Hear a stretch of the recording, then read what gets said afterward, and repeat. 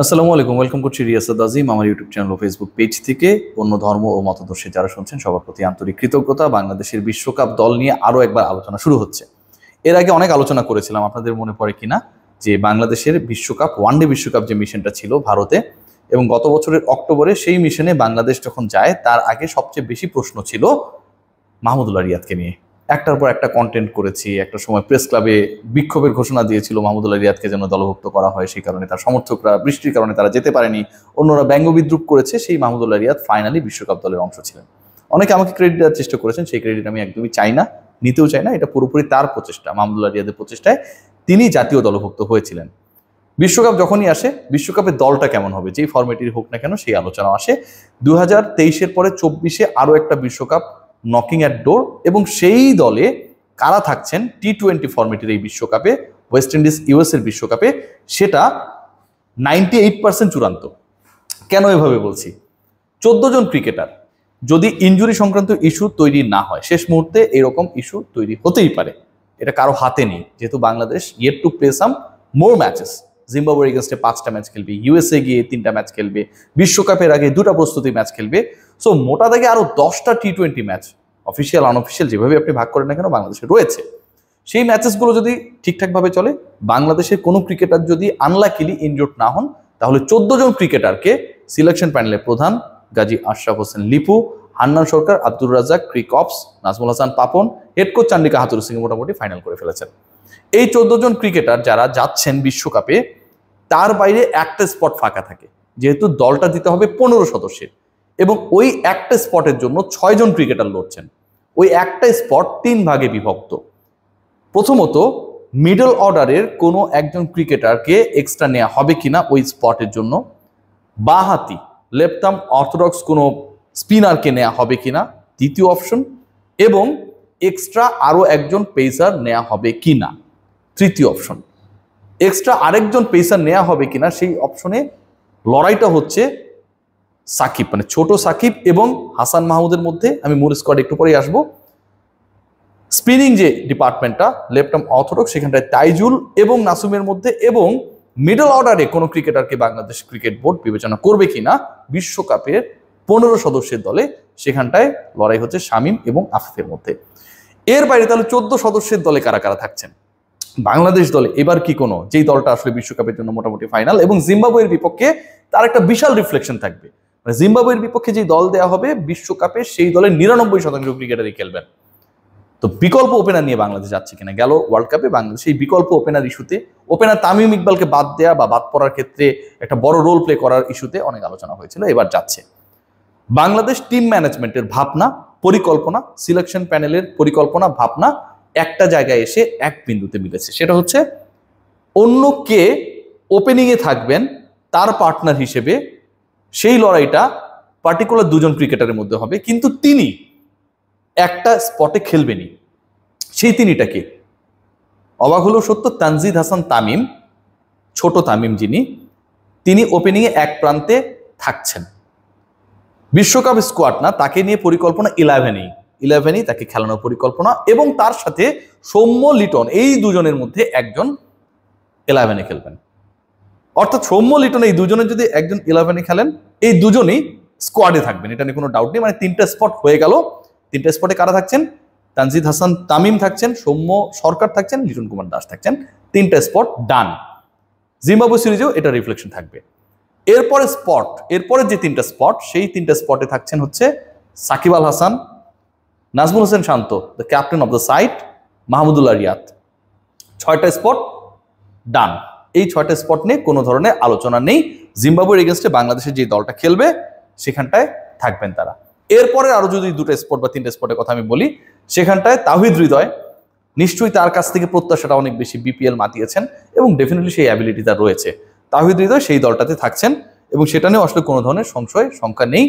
জাকের, তিনি যেভাবে শ্রীলঙ্কার এগেনস্টে দলভুক্ত হয়েছিলেন, গাজী আশরাফ হোসেন লিপুরা তাকে যেভাবে দলভুক্ত করেছিল, এবং দলভুক্ত হবার পর শ্রীলঙ্কার এগেনস্টে মাহমুদুল্লাহ রিয়াদের সাথে সেই বিখ্যাত পার্টনারশিপ করা, এবং পরবর্তী সময় আমরা খেয়াল করেছিলাম তিনি যেভাবে স্ট্যাবিলিটি দেখানোর চেষ্টা করেছেন, অল্প সুযোগগুলোকে আসলে ভালোভাবে ইউটিলাইজ করার ক্ষেত্রে, দলকে ইন্সপায়ার করার ক্ষেত্রে একটা বড় রোল প্লে করেছিলেন এবং অ্যাবিলিটি শো করেছেন। সো তারও ওই জায়গাটায় কোনো ধরনের থাকা নিয়ে সংশয় নেই। স্পট তাহলে ফাঁকা থাকে কোথায়?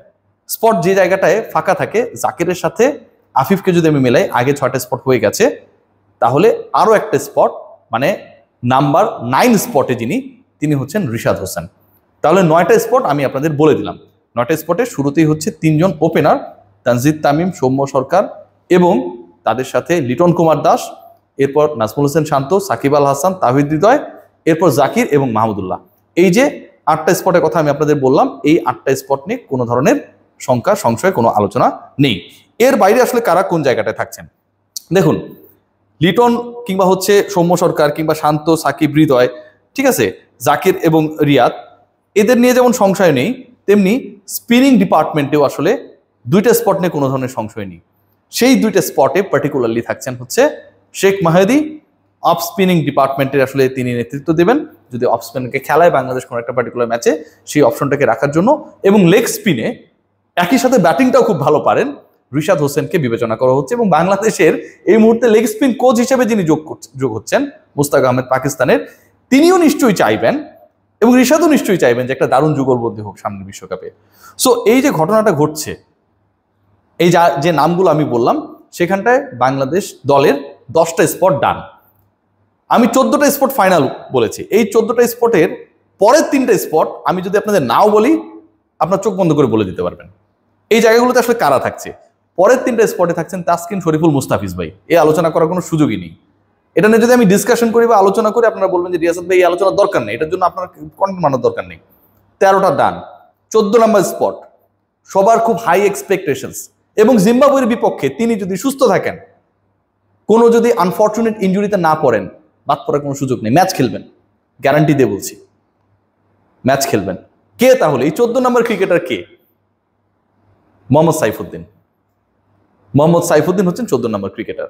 বাংলাদেশ দলটা তাহলে যেরকম হচ্ছে, এই 14 জন ক্রিকেটারকে নিয়ে একটা এখনো ফাঁকা রয়েছে, সেখানটাও কে এগিয়ে সেই আলোচনা আমি যাব।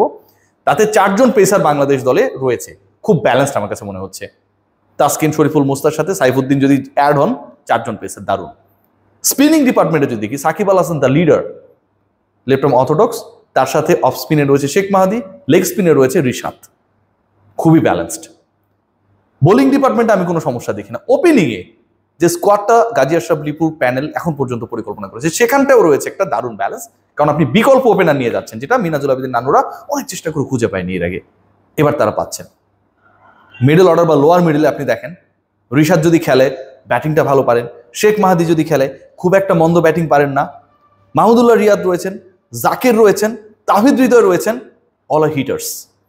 সো শুরুর দিকে কোনো কারণে যদি ড্যামেজও হয়, সেটাকে রিপেয়ার করা অ্যান্ড হিট করার জন্য Bangladesh having good options.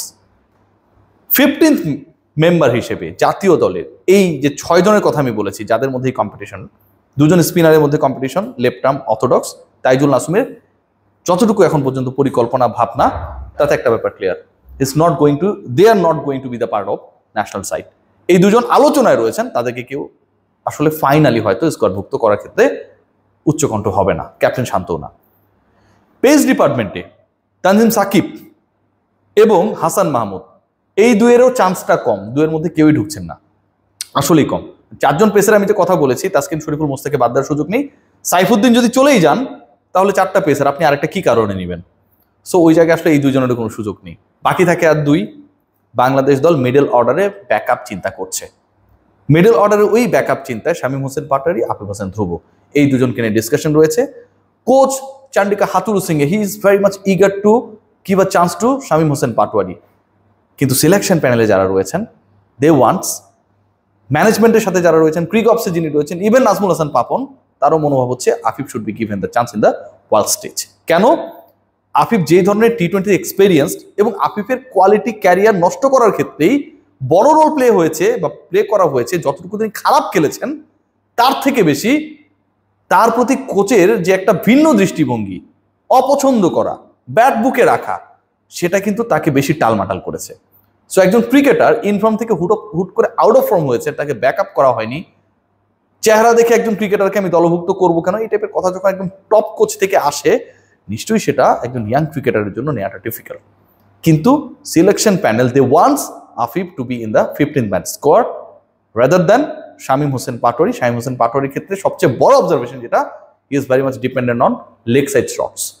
So এইরকম আলোচনা যখন হবে এবং আপনি যখন ভরসার জায়গা খুঁজবেন, এই দুইয়ের মধ্যে আফিফের ক্ষেত্রে, আফিফের প্রতি এবং যৌক্তিকভাবে আফিফের চান্স পাওয়াটাই উচিত।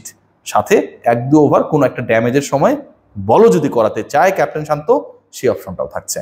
14 জন cricketer final, and they are going to be the part of the Zimbabwe series. 15th man কে হবে সেটার একটা বড় আলোচনা রয়েছে। জিম্বাবুয়ে সিরিজে হয়তো সেটার একটা রিফ্লেকশন আমরা দেখতে পাবো। সবাই ভালো থাকবেন, টেক গ্রেট কেয়ার।